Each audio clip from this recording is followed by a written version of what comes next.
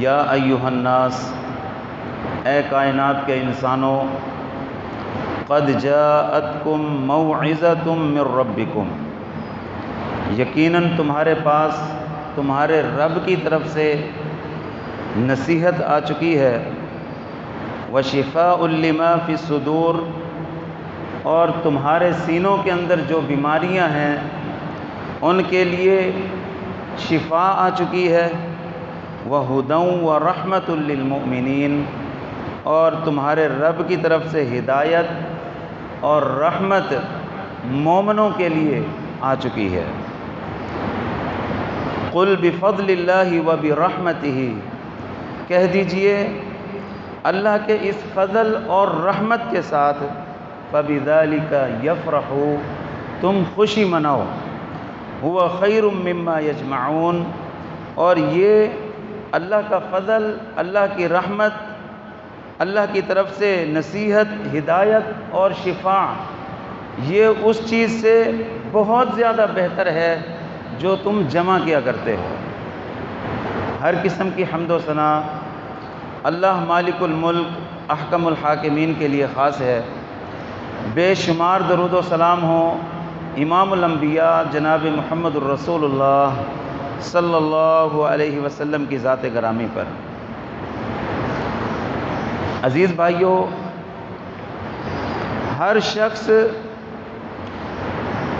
اس بات کے لیے محنت کرتا ہے، کوشش کرتا ہے کہ اس کو اللہ تبارک و تعالیٰ کی طرف سے رحمت نصیب ہو جائے، اس کی زندگی فرحت والی ہو جائے، اس کو آسانیاں مل جائیں، لیکن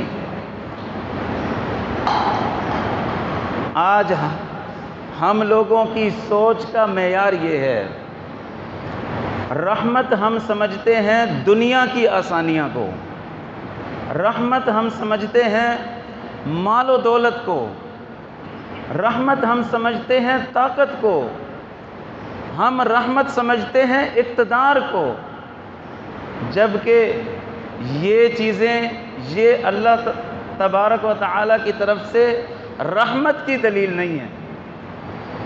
اگر دنیا کی مال و دولت کو، اگر دنیا کے اقتدار کو، اگر طاقت کو رحمت سمجھا جاتا، یہ چیزیں اگر رحمت ہوتی ہیں اللہ کی طرف سے، اللہ تبارک و تعالیٰ کبھی بھی کافروں کو یہ چیزیں نہ عطا کرتا۔ جبکہ ہم دیکھتے ہیں کافروں کے پاس مال و دولت وافر ہے، کافروں کے پاس طاقتیں بہت زیادہ، کافروں کے پاس اقتدار بہت زیادہ، دنیا کے اندر بڑے بڑے فرعون آئے ہیں، دنیا کے اندر قارون آیا ہے، نمرود آیا ہے، بڑے بڑے دولت مند لوگ اس دنیا کے اندر آئے ہیں، اور آج کا فرعون، آج کا نمرود امریکہ اور اسرائیل، اس کے پاس بھی مال و دولت کی فراوانی ہے، طاقتیں بہت زیادہ ہیں۔ یہی وجہ ہے کہ جب وہ چاہتے ہیں مسلمانوں کے اوپر حملہ آور ہو جاتے ہیں، کبھی افغانستان کے نہتے مسلمانوں کے اوپر، کبھی عراق پر، کبھی شام پر، کبھی فلسطین کے مظلوم مسلمانوں کو ظلم کا نشانہ بنایا جاتا ہے ان دنیا کے فرعونوں اور نمرودوں کی طرف سے، کیونکہ ان کے پاس دنیا کی یہ طاقتیں موجود ہیں، یہ فراوانیاں موجود ہیں۔ یہ رحمت کی دلیل ہرگز نہیں ہے، بلکہ اللہ تبارک و تعالیٰ نے فرمایا لا یغرنک تقلب الذین کفروا فی البلاد متاع قلیل۔ ایمان والوں کو اللہ رب العزت نے یہ نصیحت فرمائی، کافروں کی ان طاقتوں کو دیکھ کر، کافروں کے ان ظلم و جبر کو دیکھ کر، یہ جب چاہتے ہیں کسی ملک کے اوپر حملہ آور ہو جاتے ہیں، اس کے اوپر قابض ہو جاتے ہیں، کافروں کی دولتوں کو، طاقتوں کو دیکھ کر، اے ایمان والے لوگوں، لا یغرنک کبھی بھی دھوکے کے اندر نہ آ جانا، کبھی بھی دھوکہ نہ کھانا۔ متاع قلیل، یہ تو بہت تھوڑا سا فائدہ ہے، تھوڑا سا سامان ہے، تھوڑی سی مہلت ہے جو اللہ رب العزت نے اپنے دشمنوں کو دنیا کے اندر عطا کر دی ہے۔ ثم مأواہم جہنم، پھر اس کے بعد ان کا ٹھکانہ جہنم بننے والا ہے۔ فبئس المہاد، اور وہ جہنم بہت ہی برا ٹھکانہ ہے، ہمیشہ کے لیے ان کا ٹھکانہ جہنم بننے والا ہے۔ ان کافروں کی آسائشوں کو دیکھ کر، ان کی مال و دولت اور طاقت کو دیکھ کر کبھی بھی اپنے دل کے اندر غمزدہ نہیں ہونا، اپنے آپ کو دھوکے کے اندر نہیں ڈالنا۔ دنیا کی زندگی اور یہ دنیا اللہ تبارک و تعالیٰ کے نزدیک اس کی حیثیت کیا ہے؟ اللہ کے نبی صلی اللہ علیہ وسلم ایک مرتبہ صحابہ کرام کے ساتھ مدینہ کی گلیوں کے اندر جا رہے ہیں۔ ایک گلی کے کونے میں بکری کا مرا ہوا بچہ دیکھا، اس کے بھی کان کٹے ہوئے۔ اللہ کے نبی صلی اللہ علیہ وسلم نے فرمایا اپنے صحابہ سے، تم میں سے کوئی شخص ایسا ہے جو 1 درہم کے بدلے میں یہ مرا ہوا بکری کا بچہ جس کے کان کٹے ہوئے ہیں یہ خرید لے؟ صحابہ نے کہا اللہ کے نبی صلی اللہ علیہ وسلم، خریدنا تو دور کی بات ہے، اگر کوئی مفت میں دے تو مفت میں بھی کوئی اس کو لینے کے لیے تیار نہیں ہوگا۔ یہ مرا ہوا ہے اور یہ ہے بھی کان کٹا ہوا، عیب دار۔ رسول اللہ صلی اللہ علیہ وسلم نے فرمایا للدنیا اہون علی اللہ من ھذا علیکم، اے میرے صحابہ، میرے ساتھیوں، یاد رکھو اللہ تبارک و تعالیٰ کے نزدیک دنیا اس سے بھی، اس مرے ہوئے بکری کے بچے سے بھی زیادہ حقیر ترین ہے۔ جتنا تم کو یہ بکری کا بچہ حقیر لگ رہا ہے، اللہ کے نزدیک دنیا کی مال و دولت، دنیا کی طاقتیں، دنیا کے اقتدار، یہ اللہ کے نزدیک اس سے بھی زیادہ حقیر اور کم تر ہے۔ یہ اللہ تبارک و تعالیٰ کی طرف سے رحمت نہیں ہے۔ اگر کوئی یہ سمجھتا ہے کہ میں دولت کما لوں، میں پیسے جمع کر لوں، مال اکٹھا کر لوں، چاہے حرام سے کیوں نہ ہو، لوگوں کو دھوکہ اور فراڈ دے کر، لوگوں سے رشوتیں لے کر، سود کھا کر مال جمع کر کے سمجھتا ہے کہ مجھے اللہ کی طرف سے رحمت مل گئی ہے، میرے پاس ہر قسم کی سہولت موجود ہے، وہ شخص بہت ہی زیادہ خسارے کے اندر ہے، بہت ہی زیادہ نقصان کے اندر ہے۔ اپنے آپ کو وہ شخص دھوکہ دے رہا ہے جو دنیا کی فراوانیاں، دنیا کی عیش و عشرت، دنیا کا مال و دولت، اس کو سمجھتا ہے کہ یہ مجھے اللہ کی طرف سے رحمت ملی ہوئی ہے۔ لوگ بھی یہی سمجھتے ہیں، جس کے پاس ہر طرح کی آسانی ہو، ہر طرح کی سہولت موجود ہو، لوگ کہتے ہیں جی اللہ نے اس کا ہاتھ تھاما ہوا ہے، اللہ کی رحمتیں کتنی زیادہ، حالانکہ یہ تو اللہ کی طرف سے آزمائش ہے۔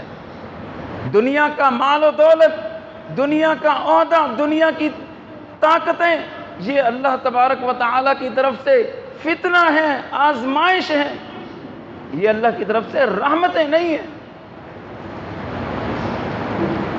اللہ رب العزت کی رحمت کو اگر حاصل کرنا ہے، اور رحمت اس کا حاصل کرنا انتہا درجہ ضروری ہے۔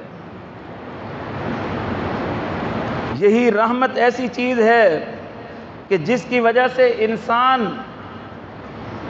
نیک اعمال کر سکتا ہے، انسان اپنے نفس کے شر سے بچ سکتا ہے۔ یہ رحمت ایسی چیز ہے۔ اگر اللہ رب العزت کی رحمت نہ ہو، کتنے لوگ ہیں جو وعظ و نصیحت بھی سنتے ہیں، جمعہ کے خطبات بھی سنتے ہیں، دروس بھی سنتے ہیں، فوری طور پر دل نرم بھی ہو جاتا ہے، لیکن جب اپنے کاروبار میں چلے جاتے ہیں، جب دنیا کی مشغولیات میں مصروف ہوتے ہیں، اپنی دکان پر بیٹھے ہوتے ہیں، اس وقت ان کا نفس ان کو فوراً گمراہ کر دیتا ہے۔ اذان ہو گئی ہے، نماز کے لیے نہیں جانا، نماز کے لیے چلے گئے تو نقصان ہو جائے گا، گاہکوں کے آنے کا ٹائم یہی ہے۔ یہ نفس کی طرف سے گمراہی ہے، اور اس گمراہی سے انسان اس وقت بچ سکتا ہے جب اللہ رب العزت کی طرف سے بندے کے اوپر خاص رحمت ہو۔ اللہ رب العزت فرماتے ہیں وَمَا أُبَرِّئُ نَفْسِي إِنَّ النَّفْسَ لَأَمَّارَةٌ بِالسُّوءِ، انسان کے اندر ایک نفس امارہ ہے جو انسان کو گناہوں کی طرف مائل کرتا ہے، انسان کو گمراہ کرنے کا کام کرتا ہے۔ انسان کے اندر ایک نفس موجود ہے، اِلَّا مَا رَحِمَ رَبِّي، سوائے اس کے جس پر اس کا رب رحمت فرما دے۔ یہ رحمت ایسی چیز ہے جو انسان کو اس کے نفس کے شر سے بچا سکتی ہے۔ نفس اس کو گمراہ نہیں کر سکتا، اپنے نفس کے وسوسوں میں وہ شخص نہیں آ سکتا جس کے اوپر اللہ رب العزت کی طرف سے رحمت ہو۔ اللہ رب العزت کی رحمت اللہ کے عذابوں سے انسان کو بچاتی ہے۔ اگر اللہ کی رحمت نہ ہو، انسان کیسے اچھے ماحول کے اندر کیوں نہ ہو، دینی تربیت اس کی کیوں نہ ہو، وہ گناہ سے نہیں بچ سکتا، اللہ کے عذاب سے نہیں بچ سکتا۔ نوح علیہ السلام کے بیٹے کا واقعہ آپ نے سنا ہوا ہے۔ جب اللہ رب العزت کی طرف سے عذاب آیا، نوح علیہ السلام اپنے بیٹے سے مخاطب ہوئے، اے میرے پیارے بیٹے، ارکب معنا، ہمارے ساتھ کشتی میں سوار ہو جاؤ، اللہ کے عذاب سے بچ جاؤ گے۔ ان کا مقصد تھا عقیدہ توحید اختیار کر لو، ہدایت کو قبول کر لو، اللہ کی طرف سے رحمت آ جائے گی۔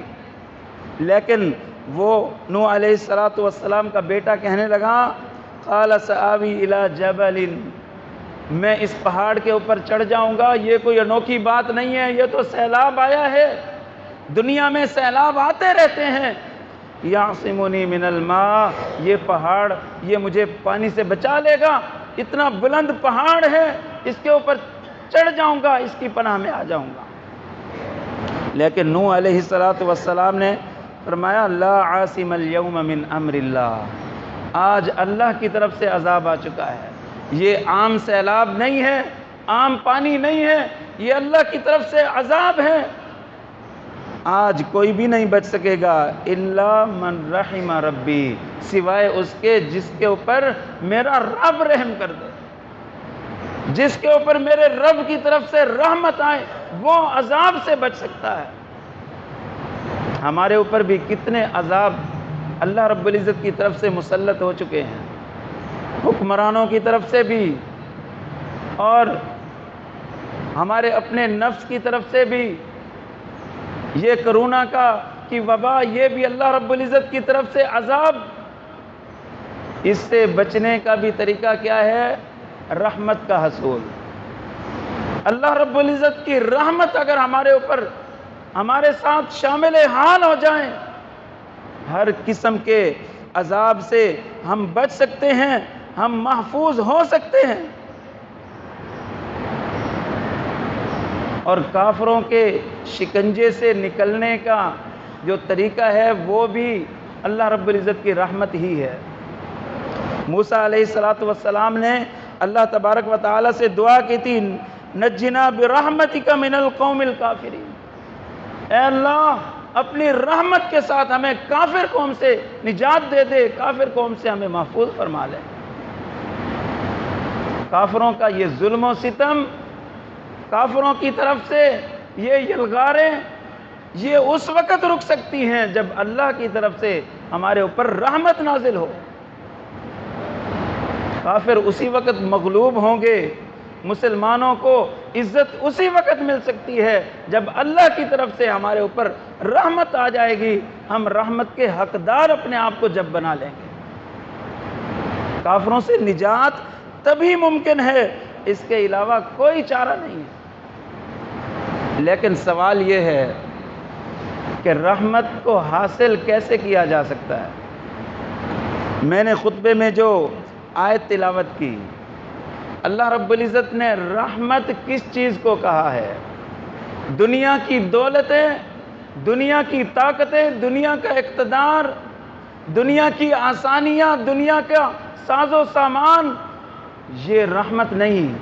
رحمت کیا ہے؟ یا ایھا الناس قد جاءتکم موعظۃ من ربکم، اے کائنات کے انسانوں، اللہ نے ایمان والوں کو مخاطب نہیں کیا، پوری کائنات کے انسانوں کو مخاطب ہو کر فرمایا قد جاءتکم موعظۃ من ربکم وشفاء لما فی الصدور، تمہارے پاس ایسی نصیحت آ چکی ہے، تمہارے پاس ایسی شفا آ چکی ہے جو تمہارے دلوں کے اندر بیماریاں ہیں ان سب کو ختم کر کے رکھ دے گی، تمہارے دلوں کو صاف شفاف کر دے گی۔ ایسی چیز اللہ کی طرف سے آ چکی ہے۔ وَهُدًى وَرَحْمَةً، اللہ کی طرف سے ہدایت اور اللہ کی طرف سے رحمت آ چکی ہے۔ اور وہ کیا ہے؟ وہ ہے قرآن۔ قرآن کے ساتھ تعلق مضبوط کرنا۔ جب قرآن سے تعلق مضبوط ہوگا تو رحمان سے تعلق مضبوط ہو جائے گا۔ اگر رحمان سے دوستی کرنی ہے تو سب سے پہلے قرآن سے دوستی کرنی پڑے گی۔ اگر قرآن سے ہم نے دوستی کر لی، قرآن کو ہم نے اپنے سینوں کا نور بنا لیا، ہم نے اپنے دل و دماغ کے اندر بسا لیا، قرآن کے احکام کے مطابق ہم عمل پیرا ہونا شروع ہو گئے، تو پھر اللہ رب العزت ہمارے بن جائیں گے۔ اور جس بندے کا اللہ بن جائے، من کان للہ کان اللہ لہ، جو اللہ کا بن جاتا ہے اللہ اس کا بن جاتا ہے۔ اللہ جس کا بن جائے اس کے اوپر ہر طرح کی رحمتیں نازل ہوتی ہیں، وہ ہر طرح کے عذاب سے محفوظ ہو جاتا ہے، وہ گناہوں سے اپنے آپ کو بچا سکتا ہے جس کا اللہ بن جاتا ہے۔ قرآن کے ساتھ تعلق مضبوط کرنے کی ضرورت ہے۔ عزیز بھائیو، قرآن یہ ایسی چیز ہے، ایسی انوکھی چیز، ایسی انمول چیز، اس کائنات کے اندر جتنی چیزیں ہیں وہ ساری کی ساری اللہ کی مخلوق ہیں۔ انسان بھی اللہ کی مخلوق، انسان کے پاس جو کچھ ہے وہ سارا اللہ کی مخلوق ہے، لیکن قرآن ایسی چیز ہے جو اللہ کی مخلوق نہیں بلکہ اللہ کی صفت ہے۔ اللہ کی کتنی صفات ہیں جن کو ہم دیکھ نہیں سکتے، ہم اللہ تبارک و تعالیٰ کو نہیں دیکھ سکتے۔ اللہ کی زیارت قیامت والے دن ہوگی، لیکن یہ اللہ کی ایسی صفت ہے جس کو ہم اپنی آنکھوں سے دیکھ سکتے ہیں، جس کو ہم چھو سکتے ہیں، جس کو ہم پڑھ سکتے ہیں، جس کی ہم قدرتیں محسوس کر سکتے ہیں۔ یہ اللہ تبارک و تعالیٰ کا بہت بڑا احسان ہے مسلمانوں کے اوپر، انسانوں کے اوپر۔ اس قرآن کے ساتھ تعلق مضبوط کرنے کی ضرورت ہے۔ جب قرآن سے تعلق مضبوط ہو جائے گا، اللہ تبارک و تعالیٰ کی طرف سے رحمتیں نازل ہوں گی۔ رحمت کا سبب یہی ہے، قرآن خود رحمت ہے۔ رمضان کے مہینے کو رحمت کہا جاتا ہے۔ رمضان کا مہینہ رحمت کا مہینہ ہے۔ رمضان کے مہینے کو رحمت قرآن کی وجہ سے ملی، اور جو بندہ اس کو دل و دماغ کے اندر بسا لے، اس قرآن کو، کیا اس کے اوپر اللہ کی رحمت نہیں ہوگی؟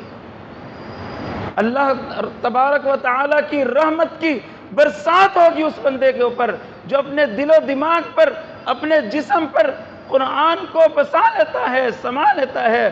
قرآن کے ایک ایک حرف پر، قرآن کی ایک ایک آیت پر، قرآن کے ایک ایک حکم پر عمل پیرا ہونا شروع ہو جاتا ہے۔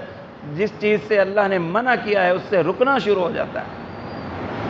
اللہ کی رحمت اس بندے کے اوپر ضرور آئے گی، ضرور اس کے شامل حال ہوگی جو قرآن کو اپنا دوست بنا لیتا ہے، قرآن کے ساتھ تعلق مضبوط کر لیتا ہے۔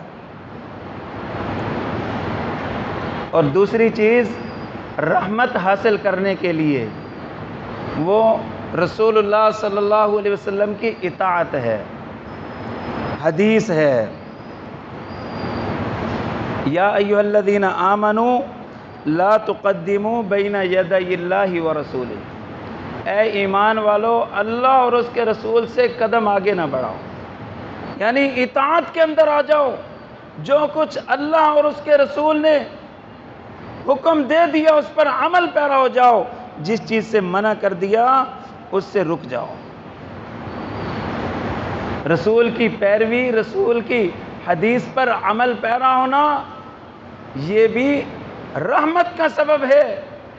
اطاعت رسول، اطاعت کے اندر رہ کر اپنی زندگی گزار لینا، یہ رحمت کے حصول کا بہترین ذریعہ ہے۔ سب سے پہلے قرآن کے ساتھ، پھر محمد الرسول اللہ صلی اللہ علیہ وسلم کے فرمان کے ساتھ۔ اور تیسری چیز رحمت کے حصول کے لیے وہ استغفار ہیں، اللہ تبارک و تعالی سے معافی مانگنا، اپنے گناہوں کی معافی مانگنا۔ اللہ رب العزت اپنے بندوں کے ساتھ بڑی محبت کرتے ہیں۔ اللہ رب العزت بہانے ڈھونڈتے ہیں اپنے بندوں کو معاف کرنے کے لیے۔ کوئی آئے تو صحیح، رسول اللہ صلی اللہ علیہ وسلم نے فرمایا اللہ تبارک و تعالی ہر رات تیسرے پہر میں، سحری کے وقت میں پہلے آسمان پر تشریف لے آتے ہیں اور اللہ رب العزت اعلان کرتے ہیں کوئی ہے جو اپنے گناہوں کی معافی مانگنے والا ہو میں اس کو معاف کر دوں، کوئی ہے جو رزق مانگنے والا ہو، کوئی ہے جو شفا مانگنے والا ہو۔ لیکن اس وقت ہم آرام سے سو رہے ہوتے ہیں، اپنی نیند پوری کر رہے ہوتے ہیں، اللہ تبارک و تعالیٰ کی طرف سے ندائیں آ رہی ہوتی ہیں، صدائیں آ رہی ہوتی ہیں، کوئی ہو جو مجھ سے معافی مانگے میں اس کے گناہوں پر معافی کا قلم پھیروں۔ اللہ رب العزت کو اپنے بندوں سے بڑی محبت ہے۔ اللہ یہ چاہتا ہی نہیں ہے کہ اپنے بندوں کو جہنم کے اندر ڈالے، آگ میں ڈالے۔ ایک مرتبہ اللہ کے نبی صلی اللہ علیہ وسلم کے سامنے ایک عورت کا بچہ گم ہو گیا، وہ بھاگ رہی ہے، اپنے بچے کو ڈھونڈ رہی ہے، بہت پریشان ہے، لوگوں سے پوچھ رہی ہے۔ اس کو کچھ دیر کے بعد اس کا بچہ مل جاتا ہے، اپنے بچے کو اٹھاتی ہے، سینے سے لگاتی ہے، دودھ پلاتی ہے، بہت پیار کرتی ہے، شفقت کرتی ہے۔ اللہ کے نبی صلی اللہ علیہ وسلم یہ سارا منظر دیکھ رہے ہیں، اپنے صحابہ سے پوچھا اے میرے ساتھیو بتاؤ یہ ماں جو اپنے بچے کے ساتھ اس قدر محبت کرتی ہے، جب اس کا بچہ گم ہوا یہ اتنی سخت پریشان تھی، اس کا جینا مشکل ہو گیا تھا، اس کا بچہ ملا، اس نے سینے سے لگایا، اس کو دودھ پلایا، پیار اور محبت کیا، بتاؤ کیا یہ ماں اپنے بچے کو آگ میں ڈال سکتی ہے؟ یہ اپنے بچے کو تنور میں ڈال سکتی ہے؟ صحابہ نے فرمایا اللہ کے نبی ایسا ممکن ہی نہیں ہے۔ آپ نے فرمایا یاد رکھو اللہ تبارک و تعالی اس ماں سے کئی گنا زیادہ اپنے بندوں سے محبت کرتا ہے، وہ کس طرح اپنے بندوں کو جہنم کے اندر ڈال سکتا ہے؟ اللہ نہیں چاہتا کہ لوگ جہنم میں جائیں، لوگ آگ میں جلیں، اللہ رب العزت کی بالکل یہ خواہش نہیں ہے۔ اللہ تبارک و تعالی نے فرمایا وَمَا كَانَ اللَّهُ مُعَذِّبَهُمْ، اللہ کو کیا ہے اللہ تمہیں عذاب دے، اللہ کو کوئی ضرورت نہیں ہے تمہیں عذاب دینے کی، وَهُمْ مُسْتَغْفِرُونَ، اس حالت میں کہ تم اللہ سے معافیاں مانگتے رہو، تم اللہ سے معافی مانگو، اللہ پھر بھی تمہیں عذاب دے، ایسا ہو نہیں سکتا۔ تو عزیز بھائیو، اللہ تبارک و تعالیٰ کی رحمت کے حصول کا ایک بہت بڑا ذریعہ وہ استغفار ہے، اللہ سے معافیاں مانگنا ہے، اللہ سے اپنے گناہوں کو معاف کروانا ہے، توبہ اور استغفار کرنا ہے۔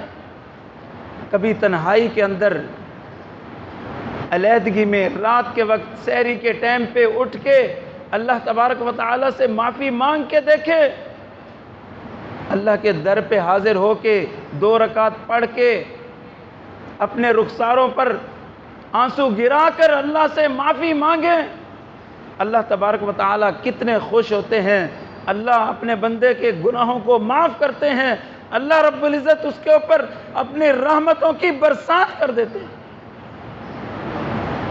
آج ہمارے اوپر یہ جو عذاب کی صورتیں ہیں، اللہ رب العزت کی طرف سے آزمائشیں اور فتنے ہیں، اس کا بہت بڑا سبب یہی ہے، ہم نے اللہ کے ساتھ تعلق بہت کمزور کر دیا۔